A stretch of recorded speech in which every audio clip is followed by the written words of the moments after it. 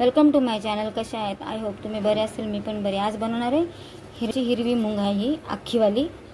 ह्याच्यासाठी मी एक कांदा घेतला बारीक कापून, एक टमाटा घेतला आणि 5 मिरच्या अशा लांब लांब चिरून घेतल्यात आणि हा एक बटाटा घेतला कापून.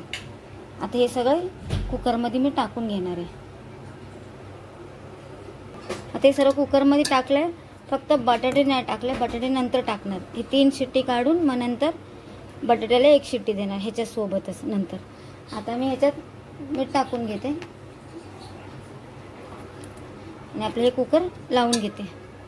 हे बघा, ही 3 शिट्टी ह्याच्यात बटाटे टाकून घेणार आहे आणि 1 शिट्टी काढून घेणार आहे. आता हे बटाटे टाकून घेतलं. आता ह्याला 1 शिट्टी काढून घेणार आहे. झालं आपलं. आता हे बटाटे पण शिजलेत चांगले. आता चला फोडणी देऊया.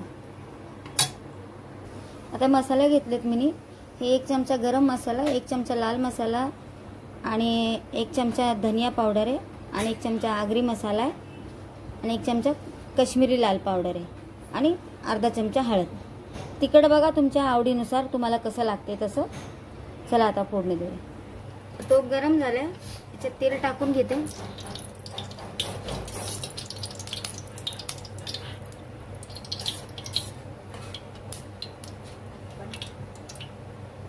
तीन चम्मच तेल टाकून घेतले.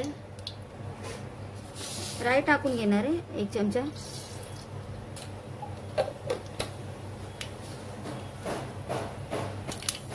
एक चमचा जिरा टाकून घेणार आहे. अद्रक लसूणची पेस्ट टाकून घेणार.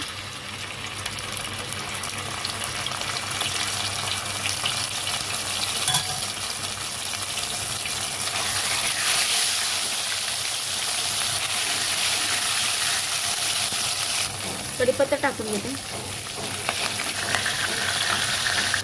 आता हे जो मसाला होता त्यात थोडं पाणी टाकून घेतलंय. तेलात चांगलं भाजून घ्यायचं मसाल्याला.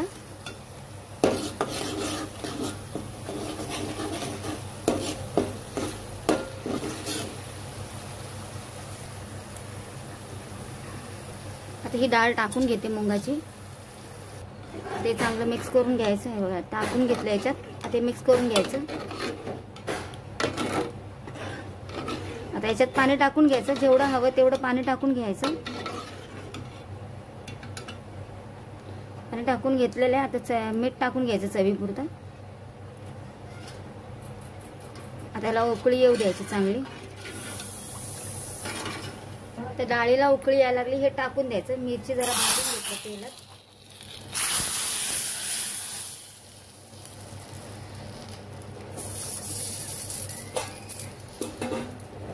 थोडंसं चिंचेचं पाणी टाकणार आहे आंबटसाठी.